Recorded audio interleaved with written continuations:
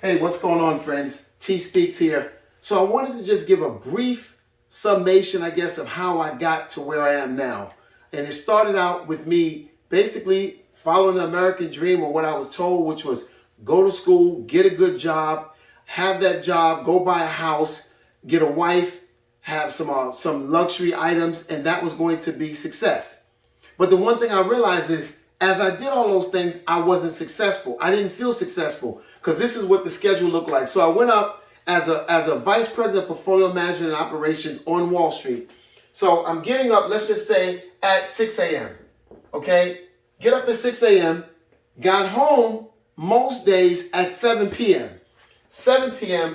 are getting home, and that equated to basically 13 hours of my day so far. You guys with me? And this is a lot of people. The thing I realize is every year that when I expected my boss to give me a raise based on my value and my worth and what I did, I realized that he never did that.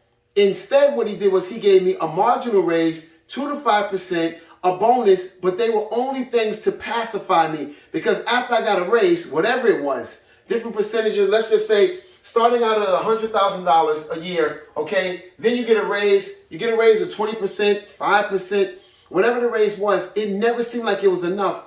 And I realized that after I got the raise, I would put in more time. So it's like a badge or rites of passage to where me and my coworkers and friends, you felt like you were actually doing it and getting better the more time you gave. So instead of the 13 hours from 7, I would go home, maybe look on the computer or something, and give them at least, let's just say, 1 more hour. Okay, so I'm giving 14 hours of my day so far. All right, 14 hours. All right, now, on the other side of that, on the other side of the equation, I'm going to draw a line right here, okay, because the way it looked was I'm doing all these things for work, so what time do I have? If I'm getting up at 6, getting out the house, getting home at 7, 13 hours, but I'm giving another hour, so I'm really getting out at 8 o'clock at night. If I want to go to the gym or go out to eat or something, I'm pretty much about to sit in the house, getting kind of settled after a shower and everything, somewhere around 11 o'clock, okay? 11 p.m. is when I got in. Now, on this side of the equation, I'm going to write it in a different color, was my hobbies. The things that basically, okay, I love to do, to speak, motivate, kind of people would call me for advice in their businesses and all of those things. I pretty much had those hobbies on that side that I would do on my way to work. Okay, so I would sometimes send emails, texts and stuff just to communicate with people and give them, let's just say I did that for 2 hours. I'm going to say about an hour and a half, because sometimes I would sleep. Okay, so we got 1.5 hours that I would do that going in.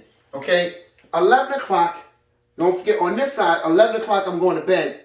I'm getting up at 6. That leaves 7 hours right here, 7 hours to sleep. All right, 7 hours to sleep.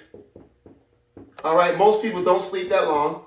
Okay, and what I realized out of the grand total of my work day, which was Monday through Friday, I would basically have, if you look at 14, and I pushed it a little bit, we're going to say basically that would be 10 hours. I gave another hour for 11, 7. Let's just say during my day I had about 2 hours to myself, all right, to relax. Okay, so I'm relaxing for 2 hours. That's for my time when I'm vegging out. In between, when I got home at 7, if I did 2 hours, that would be 9. Even if I went out or something or went to the gym, that's coming around 10, 11, shower, eat, kids. So everything that I was supposed to do was going to be between that 2-hour time period. And now my hobbies, I put 1.5 hours while I'm going into the bus in the morning when I'm sleeping, really sleepy, but I'm sitting out different motivational speaking and kind of helping people to figure out their business and what should they do. And what I realized is I had faith in my boss that he was going to take this 100,000 and he was going to multiply it to, one way or another, I was going to go up the ladder and get to 150 or more. Now this figure changes wherever you are, 60,000 a year, 70,000, 40,000, whatever it is. The one thing I realized is that I put more faith in my boss than I did in my hobbies, the things that I was treating as a hobby. And what I realized is my hobbies were really my gifts. Those are the things that God placed inside of me in order to really do and to have my own business. I just never had enough time to really consider what to do. Some of you have to be in my situation of where I used to be wondering, how in the world do I get out of this job and segue over to owning my own business? It is not as difficult as you might think.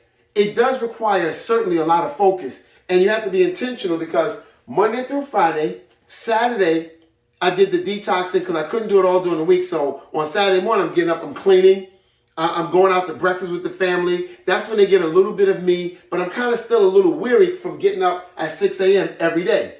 So I'm a little tired. Somewhere around 12 o'clock, 1 o'clock, I'm coming into my own. So I have probably Saturday for a little bit, and then Sunday, where it's golf. Some of you play golf, some of you may go swimming, some of you may go to the beach, country club, whatever it may be. But here's the thing.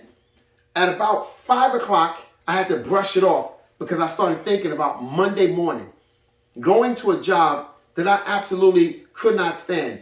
And the reason why I couldn't stand it was for one reason. I was not